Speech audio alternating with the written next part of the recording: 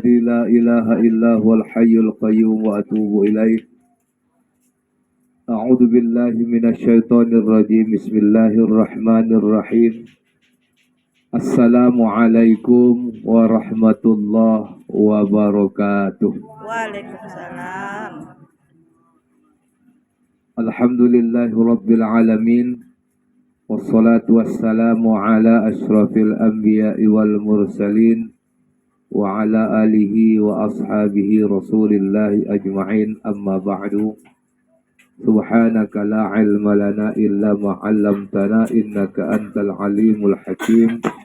La haula wa la quwwata illa billahil aliyyil azim. Qala Allah ta'ala fil Qur'anil azim, a'udzu billahi minasy syaithanir rajim. Bismillahirrahmanirrahim. Wal 'asri innal insana lafi khusr illa alladziina aamanu wa 'amilus shalihati wa tawassaw bil haqqi wa tawassaw bis sabr. Shadaqallahul azim. Yang kami hormati, kami muliakan ahli bait beserta seluruh keluarga, ibu-ibu, orang-orang tua kami, jamaah yang dimuliakan oleh Allah Subhanahu wa taala. Mari kita bersyukur kepada Allah Subhanahu wa taala di atas segala nikmat yang diberikannya kepada kita, sehingga kita dapat berkumpul bersama di rumah ini dalam kegiatan pengajian yang sebagaimana kita laksanakan. Mudah-mudahan apa yang kita lakukan pada sore hari ini Allah Subhanahu wa taala mencatatnya melalui para malaikatnya sebagai penambah tabungan amal ibadah kita di hadapan Allah taala. Amin ya rabbal alamin. Selanjutnya salawat merangkaikan salam kita persembahkan ke hadirat Wah Junjungan Alam Baginda Muhammad Rasulullah sallallahu alaihi wasallam dengan mengucapkan Allahumma salli wa sallim wa barik alaihi. Mudah-mudahan kelak kita mendapat syafaat daripadanya di yaumil hisab kelak. Amin ya rabbal alamin. Ibu-ibu, orang-orang tua kami, jamaah yang dimuliakan oleh Allah Subhanahu wa taala. Di dalam hadis Rasulullah sallallahu alaihi wasallam, Rasulullah sallallahu alaihi wasallam mengingatkan kepada kita tentang 3 hal yang perlu kita hindari dalam kehidupan ini. Ini adalah nasihat Rasul yang harus kita pedomani dalam menjalani kehidupan ini supaya kita mendapatkan keberkahan dalam kehidupan ini. Di mana Rasulullah sallallahu alaihi wasallam bersabda, ruwiya 'anin Nabi sallallahu alaihi wasallam annahu qala man asbaha wa huwa yashku tayqal ma'ashi faka'annama yashku rabbahu wa man asbaha li umuri dunya hazinan faqad asbaha sakhatan 'ala Allahi wa man tawadda'a li ghaniyyi bi ghinahu faqad dhahaba thulutsa dini. Kata Rasul, ada 3 hal yang harus dihindari dalam kehidupan ini. Jangan kita kehojokan, harus kita jauhi supaya kita mendapatkan kebaikan dari Allah Subhanahu wa taala. Ada 3 nasihat Rasul. Apa yang harus kita hindari dalam hidup ini? Kata Rasul yang pertama, man asbaha wa huwa yashku dhaiqal ma'ashi faka'annama yashku rabbahu. Barang siapa, kata Rasul, bangun di pagi hari kemudian mengadukan kesulitannya kepada manusia atau makhluk, maka seolah-olah dia mengadukan Tuhannya karena tidak rela dengan apa yang diterimanya. Barang siapa yang mengadukan kesulitannya kepada manusia di pagi hari, seolah-olah dia tu tidak rela, tidak rela terhadap apa yang diterimanya dari Allah. Artinya apa?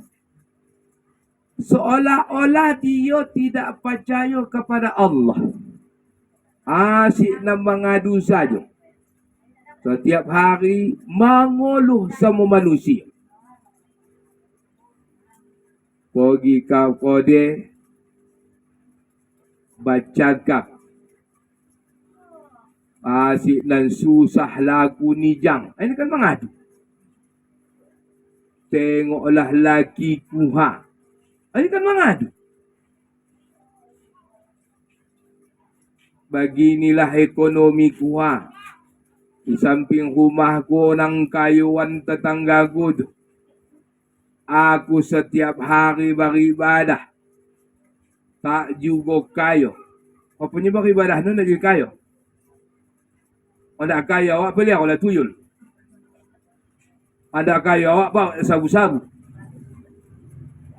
Ini kan seolah-olah kita tak menerima apa yang sudah menjadi ketetapan Allah.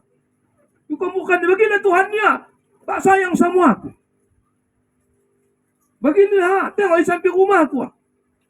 Itu namanya menggugat takdir yang diberikan Allah Subhanahu wa taala. Tak boleh itu. Kenapa? Karena sudah semuanya itu sudah ada ketentuannya dari Allah Subhanahu wa taala. Kita harus menjalani. Apapun hasilnya yang penting kita jalani. Kalau berbeda dengan apa yang dapat kita, berarti sudah itu ketentuan dari Allah. Jangan kita menggugat Allah.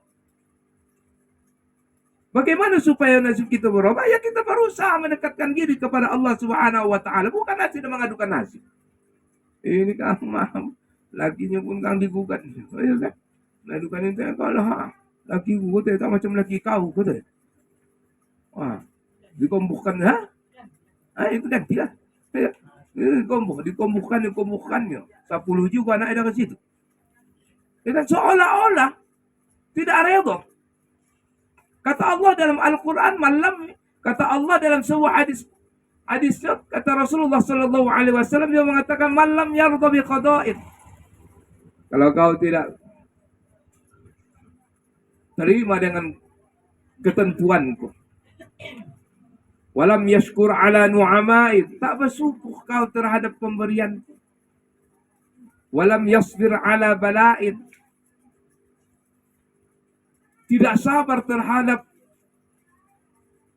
azabku atau musibahku, falyakhruj tahtas sama'in wal yatlub rabban siwaya, keluar kau dari bumiku ini, cari Tuhan selain aku, kata Allah Subhanahu wa taala. Gara-gara itu pulanya mencari Tuhan selain Allah, nak rugi kali lah itu. Ya kan? Makanya ibu jamaah dimuliakan oleh Allah Subhanahu wa taala.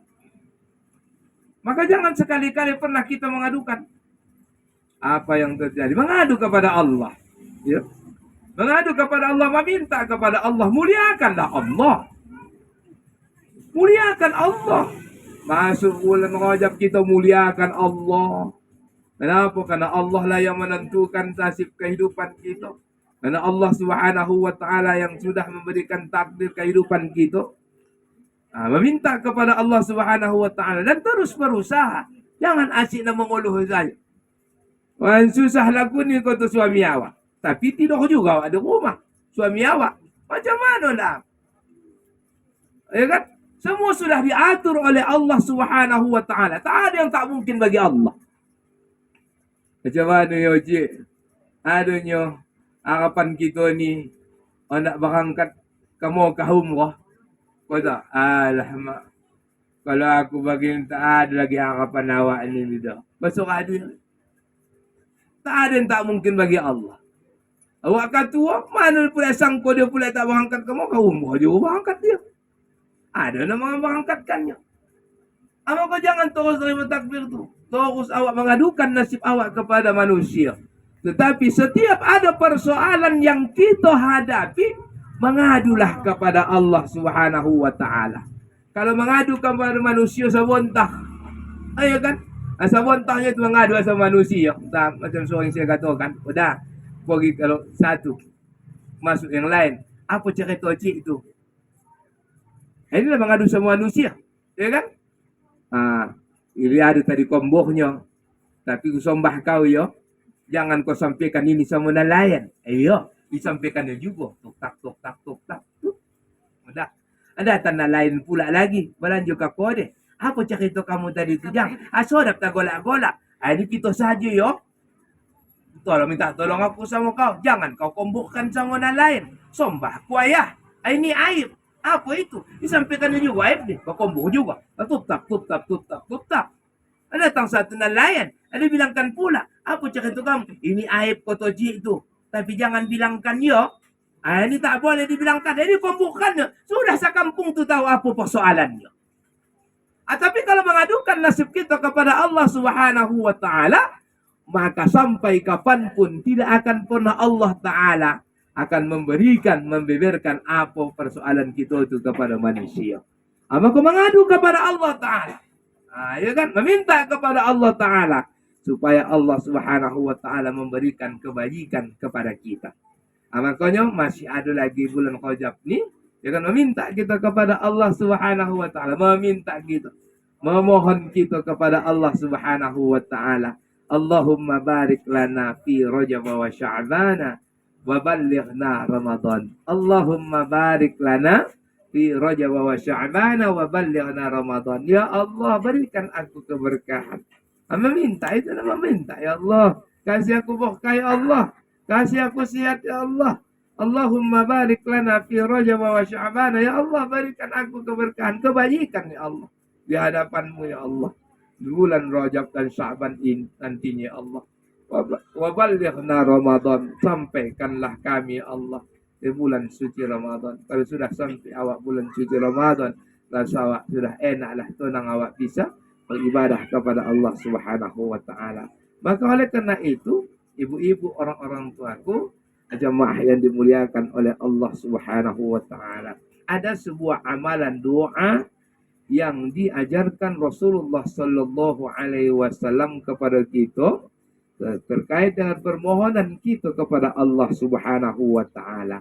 Apa doa yang kita bacakan setiap harinya? Kita meminta kepada Allah Taala dengan bacaan doa, Allahumma lakal hamdu wa ilaikal mustaka wa antal musta'an.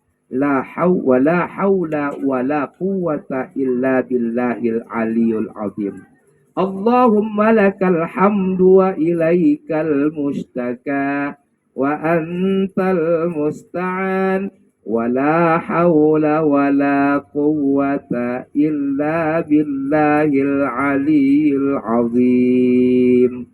Allahumma lakal hamdu wa ilaikal mustaka wa antal musta'an wa la hawla wa la quwwata illa billahil aliyil azim.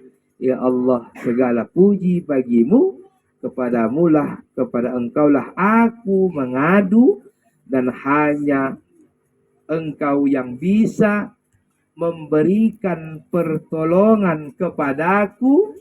Tiada daya upayaku serta tiada kekuatan yang kudapatkan kecuali pertolonganmu ya Allah yang maha tinggi dan maha agung. Meminta kepada Allah, bermohon kepada Allah di saat kita mempunyai kesulitan, di saat kita mempunyai sebuah persoalan, maka sandarkan semua persoalan kepada Allah, meminta kepada Allah Ta'ala.